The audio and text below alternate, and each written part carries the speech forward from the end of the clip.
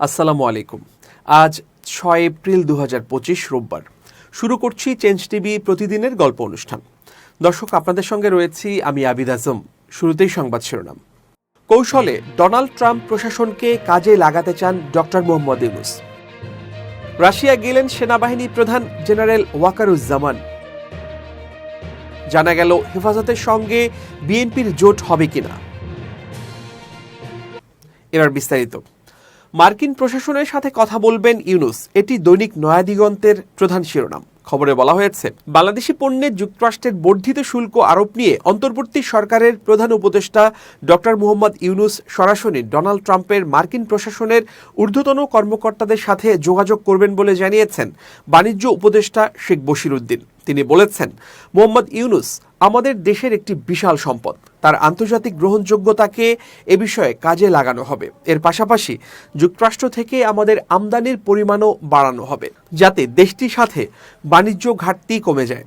শনিবার রাত ৯টায় রাষ্ট্রীয় অতিথি ভবন যমুনায় এক ব্রিফিংয়ে তিনি একথা বলেন। এর আগে সন্ধ্যা ৭:৩০টায় প্রধান উপদেষ্টার সভাপতিত্বে যমুনায় মার্কিন যুক্তরাষ্ট্রের শুল্ক ইস্যু নিয়ে একটি জরুরি বৈঠক অনুষ্ঠিত হয়। এতে বাণিজ্য উপদেষ্টা ছাড়াও পররাষ্ট্র উপদেষ্টা তৌহিদ হোসেন, বাংলাদেশ ব্যাংকের governor doctor Ahsan H Mansur, প্রধান উপদেষ্টার উচ্চ প্রতিনিধি খলিলুর রহমান, বেপজার চেয়ারম্যান লুৎফে সিদ্দিকী, বিডার প্রধান আবদুল্লাহ হারুন সহ অন্যরা উপস্থিত ছিলেন। এদিকে দৈনিক কালের কণ্ঠের প্রধান শিরোনাম, মার্কিন পণ্যে শুল্ক কমাবে বাংলাদেশ। খবরে বলা হয়, রপ্তানি পণ্যে যুক্তরাষ্ট্রের শুল্ক বাড়ানোর পাল্টা পদক্ষেপ হিসেবে বাংলাদেশ শুল্ক না বাড়িয়ে উল্টো তাদের পণ্যে শুল্ক কমানোর পদক্ষেপ নিতে যাচ্ছে। চীন যেখানে পাল্টা শুল্ক আরোপ করে রীতিমতো বাণিজ্য যুদ্ধ বাঁধিয়ে দিয়েছে, সেখানে আলোচনার পথ সুগম করতে বাংলাদেশ হাঁটছে ঠিক উদার পথে। তবে সব পণ্যে শুল্ক ছাড় দেয়া হবে না। সর্বোচ্চ ৩০ থেকে ৩৫টি পণ্যে শুল্ক ছাড় দিতে পারে বাংলাদেশ। বাংলাদেশের প্রতিযোগী ভিয়েতনাম যুক্তরাষ্ট্রের বাজারে নিজেদের পণ্যের বাজার ধরে রাখতে দেশটির মন গলাতে বড় ধরনের শুল্ক ছাড়ের উদ্যোগ নিয়েছে। শোনা যাচ্ছে তারা মার্কিন পণ্যে ১০০% শুল্ক ছাড় দেবে, এরপর আলোচনা করে তাদের পণ্যে শুল্ক কমাবে। আর বাংলাদেশ এরই মধ্যে যুক্তরাষ্ট্র থেকে আমদানিযোগ্য কিছু পণ্যের শুল্ক ছাড়ের প্রস্তাব তৈরি করেছে। এটি এখন প্রধান উপদেষ্টার দপ্তরে রয়েছে অনুমোদনের জন্য। জাতীয় রাজস্ব বোর্ড এনবিআর জানায়, যদি সব পণ্যেই ১০০% শুল্ক ছাড় দেয়া হয়, তাহলে সরকারের রাজস্ব ক্ষতি হতে পারে ১,০১০ কোটি টাকা। কিন্তু বাংলাদেশে শূন্য শুল্ক করার কোনোই সম্ভাবনা নেই। যুক্তরাষ্ট্রের ট্রাম্প প্রশাসনের শুল্ক আরোপের প্রভাব বাংলাদেশের জন্য কতটা ক্ষতিকর হবে এ ব্যাপারে অর্থ উপদেষ্টা ডক্টর সালেউদ্দিন আহমেদ জানিয়েছেন, এটি সামাল দেয়া খুব বেশি কঠিন হবে না। তিনি বলেন, বাংলাদেশের পণ্য আমদানি রফতানিতে এই শুল্ক আরোপের ফলে বড় কোনো প্রভাব পড়বে না। রোববার সচিবালয়ে ঈদ পরবর্তী প্রথম কার্যদিবসে সাংবাদিকদের সাথে আলাপকালে এসব কথা বলেন তিনি। অর্থ উপদেষ্টা বলেন, যুক্তরাষ্ট্রের ট্রাম্প প্রশাসনের নতুন শুল্ক নীতি বাংলাদেশের অর্থনীতির উপর খুব বড় কোনো প্রভাব ফেলবে না। এই শুল্ক আরোপের ফলে বাংলাদেশি পণ্যের বাজারে প্রবেশে কিছুটা প্রতিবন্ধকতা সৃষ্টি হলেও এর প্রভাব মোকাবিলা করা খুব কঠিন হবে না বলে মনে করছেন তিনি বলেন, চলতি বছরে রেমিট্যান্স প্রবাহ বেশ ভালো ছিল। মার্চ মাসে $3 বিলিয়ন রেমিট্যান্স এসেছে, যা বাংলাদেশের অর্থনীতির জন্য ইতিবাচক। এর ফলে দেশের রিজার্ভও বৃদ্ধি পেয়েছে, যা সামগ্রিক অর্থনৈতিক স্থিতিশীলতা বজায় রাখতে সহায়ক। অর্থ উপদেষ্টা উল্লেখ করেন, ঈদ উপলক্ষে সাধারণ মানুষ ভালোভাবে ঈদ পালন করেছে এবং দেশের অর্থনীতি সাময়িক সংকট মোকাবিলা করতে সক্ষম হয়েছে।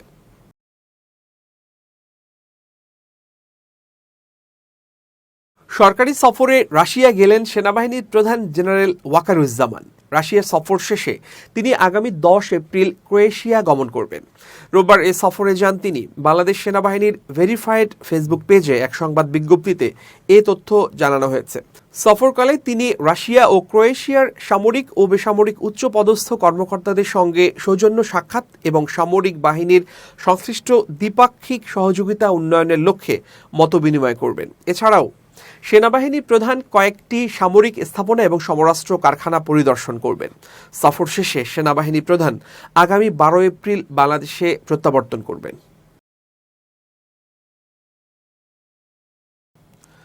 ভারতে মোদী সরকার মুসলমান বিরোধী আরও একটি পদক্ষেপ নিয়েছে। এরাই আবার অব্যাহতভাবে বাংলাদেশে সংখ্যালঘু নিপীড়নের ভুয়া অভিযোগ তুলে যাচ্ছে বলে মন্তব্য করেছেন অন্তর্বর্তী সরকারের আইন উপদেষ্টা অধ্যাপক ডক্টর আসিফ নজরুল। রোববার তার ভেরিফাইড ফেসবুক পেজে এক স্ট্যাটাসে এ মন্তব্য করেন তিনি। ওই পোস্টে তিনি লেখেন, ভারতে মোদী সরকার মুসলমান বিরোধী আরও একটি পদক্ষেপ নিয়েছে। নতুন আইন পাশ করে তারা মুসলমানদের ওয়াকফ সম্পত্তি পরিচালনা বোর্ডে অমুসলিমদেরও রাখার এবং এসব সম্পত্তিতে সরকারের সরাসরি খবরদারিত্বের বিধান করেছে।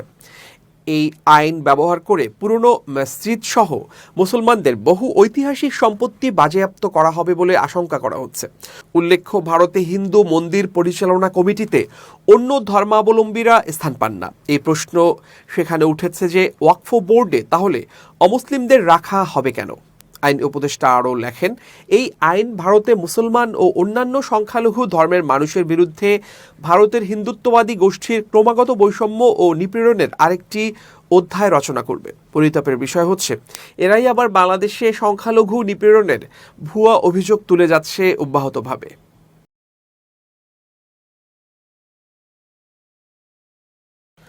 আগামী ডিসেম্বরের মধ্যে জাতীয় সংসদ নির্বাচন করার জন্য প্রধান উপদেষ্টা অধ্যাপক মোহাম্মদ ইউনূস দ্রুত নির্বাচনের রোডম্যাপ দেবেন, এটা বিএনপির জোরালো দাবি।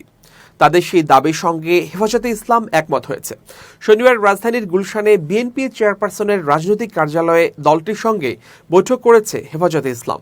পরে হেফাজতের শীর্ষ নেতাদের উপস্থিতিতে বিএনপির স্থায়ী কমিটির সদস্য সালাহ উদ্দিন আহমদ সাংবাদিকদের এসব তথ্য জানিয়েছেন। পরে রাত 2:30টার দিকে সামাজিক যোগাযোগ মাধ্যম ফেসবুকে একটি স্ট্যাটাস দিয়েছেন হেফাজতের যুগ্ম মহাসচিব মাওলানা আজিজুল হক ইসলামাবাদী। বিএনপির সঙ্গে বৈঠকে তিনিও উপস্থিত ছিলেন। বৈঠকে বিএনপিকে কি বলেছে হেফাজত, এই শিরোনামে দেয়া স্ট্যাটাসে মাওলানা আজিজুল হক লেখেন, বিগত 27 রমজান খাস কমিটির একজন বৈঠকে হেফাজতের নেতৃবৃন্দ সিদ্ধান্ত নেন দেশের বর্তমান পরিস্থিতি ও বেশ কিছু জরুরি ইস্যুতে দেশের রাজনৈতিক দলগুলোর সঙ্গে বৈঠকে বসবেন। সেই পরিকল্পনার অংশ হিসেবে বিএনপির সঙ্গে বৈঠকে বসেছে হেফাজত নেতৃবৃন্দ। বিএনপিকে হেফাজত নেতৃবৃন্দ যা বলেছে তা নিচে তুলে ধরা হলো। 1. সংবিধানে আল্লাহর ওপর আস্থা ও বিশ্বাস বহাল রাখা এবং বহুত্ববাদ শব্দ না ঢোকানোর ব্যাপারে বিএনপিকে সরব হওয়ার আহ্বান জানানো হয়েছে। 2. শাপলা ও জুলাই আগস্টের গণহত্যার দায়ে আওয়ামী লীগের বিচার কাজ সম্পন্ন হওয়ার পরে প্রয়োজনীয় সংস্কার সহ সুষ্ঠু ও অবাধ নির্বাচনের ব্যাপারে আমাদের কোনো আপত্তি নেই বলে জানানো হয়েছে। গণহত্যাকারী ফ্যাসিস্টদের বিচার দ্রুত আগাতে প্রয়োজনীয় পদক্ষেপ নেয়ার ব্যাপারেও আলোচনা হয়েছে। 3. 2013 সালের 5 মে শাপলা চত্বরের গণহত্যা এবং 2021 সালে মোদি বিরোধী আন্দোলনে চালানো হত্যাকাণ্ডের জন্য আমরা মামলা দায়ের করেছি। শাপলার খুনিদের দৃষ্টান্তমূলক বিচারের দাবিতে বিএনপিকেও সরব হওয়ার আহ্বান জানানো হয়েছে। 4. 2013 সালের 5 মের মামলায় হেফাজতের আলেম ওলামা ও কর্মী সমর্থক ছাড়াও বিএনপির অর্ধ শতাধিক নেতাকর্মীকেও আসামি করা হয়েছিল। বিএনপির ওই নেতাকর্মীদের মামলাসহ হেফাজত নেতৃবৃন্দের মামলাগুলো দ্রুত প্রত্যাহার বা নিষ্পত্তি করার ব্যাপারে অন্তর্বর্তী সরকারকে চাপ দিতে বিএনপির সহায়তা চাওয়া হয়েছে। 5. দেশে ইসলাম বিরোধী কর্মকাণ্ডের বিরুদ্ধে এবং ভারতীয় আধিপত্যবাদের বিরুদ্ধে বিএনপিকে শক্ত অবস্থান নেয়ার আহ্বান করা হয়েছে। তৌহিদি জনতা ও আলেম ওলামার বিরুদ্ধে যায় এমন কথাবার্তা বলা থেকেও বিরত থাকতে বিএনপিকে অনুরোধ করা হয়। 6. আন্তর্জাতিকভাবে বাংলাদেশকে জঙ্গি ও উগ্রবাদী রাষ্ট্র হিসেবে ভারত ও আওয়ামী লীগের অপপ্রচারণার বিরুদ্ধে বলিষ্ঠ ভাষায় কথা বলতে বিএনপিকে আহ্বান করা হয়েছে। 7. বিএনপির কিছু কর্মকাণ্ডে দেশের মানুষ ও ওলামায়ে কেরাম যে অসন্তুষ্ট তা বিএনপিকে জানানো হয়েছে, বরং জাতীয় ঐক্য গঠনে বিএনপি ইতিবাচক ভূমিকা রাখবে সেই আশা ব্যক্ত করা হয়েছে। 8. গণহত্যার দায়ে ফ্যাসিস্ট দল আওয়ামী লীগকে নিষিদ্ধ করার ব্যাপারে রাজনৈতিক দলগুলোর সাথে আলোচনায় বসতে বিএনপিকে আহ্বান জানানো হয়েছে। হেফাজত নেতা আজিজুল হক লেখেন, কিছু মিডিয়া তাদের রিপোর্টে বিএনপির একতরফা বক্তব্য তুলে ধরায় জনমনে হেফাজতে ইসলাম সম্পর্কে বিভ্রান্তির সৃষ্টি হয়েছে, যা কাম্য নয়। এক্ষেত্রে কিছু মিডিয়া অপেশাদারিত্বের পরিচয় দিয়েছে বলে আমরা মনে করি। তাদের উচিত ছিল হেফাজত নেতৃবৃন্দের পক্ষ থেকেও বক্তব্য নেয়া, যা তারা করেনি। তিনি আরও লেখেন, হেফাজতে ইসলাম একটি সম্পূর্ণ অরাজনৈতিক ধর্মীয় সংগঠন। কোনো রাজনৈতিক দলের সাথে জোটে যাওয়ার প্রশ্নই আসে না। এ ধরনের কোনো বক্তব্য হেফাজত থেকে দেয়া হয়নি। অন্য কোনো গোষ্ঠীর মাধ্যমে এমন বক্তব্য প্রচার করা হলে তা নিঃসন্দেহে রাজনৈতিক উদ্দেশ্য প্রণোদিত বিকৃত বক্তব্য। হেফাজত কখনো কারো ক্ষমতায় যাওয়ার সিঁড়ি হিসেবে ব্যবহৃত হয়নি এবং ভবিষ্যতেও হবে না। নির্বাচনী রাজনীতি থেকেও হেফাজত সবসময় মুক্ত থাকবে। হেফাজতের নাম বিক্রি করে কেউ রাজনৈতিক সুবিধা নেয়ার চেষ্টা করলে তা সফল হবে না। ধর্মীয়, সামাজিক ও রাজনৈতিক বিষয়াবলিতে হেফাজত জনগণের পক্ষেই সবসময় মতামত দেয় এবং ফ্যাসিবাদ ও আধিপত্যবাদের বিরুদ্ধে হেফাজতের অবস্থান পূর্বের মতোই অবিচল থাকবে ইনশাআল্লাহ। উপরোক্ত ইস্যুগুলো নিয়ে অন্যান্য রাজনৈতিক দলগুলোর সঙ্গেও হেফাজত নেতৃবৃন্দ শিগগিরই বৈঠকে বসবেন। আগামী 12 এপ্রিল কয়েকটি ইসলামী দলের সাথে বৈঠক হবে ইনশাআল্লাহ।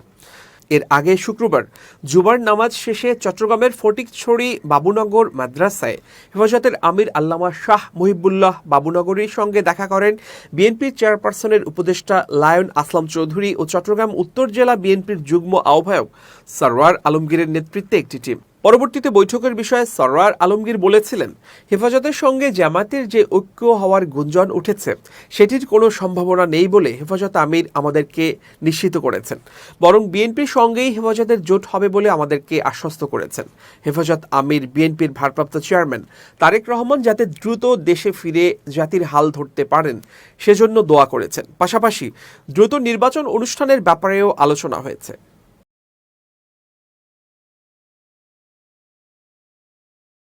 আন্তর্জাতিক অপরাধ ট্রাইব্যুনালের চিফ প্রসিকিউটর তাজুল ইসলাম বলেছেন, জুলাই গণহত্যার 3 মামলার তদন্ত প্রতিবেদন প্রসিকিউশনের হাতে এসেছে। এগুলো যাচাই বাছাই চলছে। আমরা আশা করছি অন্তত 2টি মামলার ফরমাল চার্জ এ মাসেই দাখিল করতে পারব। রোববার আন্তর্জাতিক অপরাধ ট্রাইব্যুনাল প্রাঙ্গণে সাংবাদিকদের তিনি এসব কথা বলেন। তাজুল ইসলাম বলেন, হত্যা ও গণহত্যার অভিযোগে শেখ হাসিনার বিরুদ্ধে দায়ের করা মামলা, আশুলিয়ার লাশ পোড়ানোর মামলা ও চানখারপুল গণহত্যা মামলার তদন্ত প্রতিবেদন হাতে এসেছে। এর মধ্যে অন্তত 2টি মামলার ফরমাল চার্জ এ মাসেই ট্রাইব্যুনালে দাখিল করা হবে। তিনি বলেন, ট্রাইব্যুনালের বিচারকে বাধাগ্রস্ত করার জন্য নানামুখী ষড়যন্ত্র চলছে। কোনো ষড়যন্ত্র, কোনো স্ক্যান্ডাল বিচার কাজ থামাতে পারবে না। ট্রাইব্যুনালের প্রসিকিউশন ও তদন্ত সংস্থার কোনো দুর্নীতি কেউ প্রমাণ করতে পারবে না বলেও মন্তব্য করেন তিনি।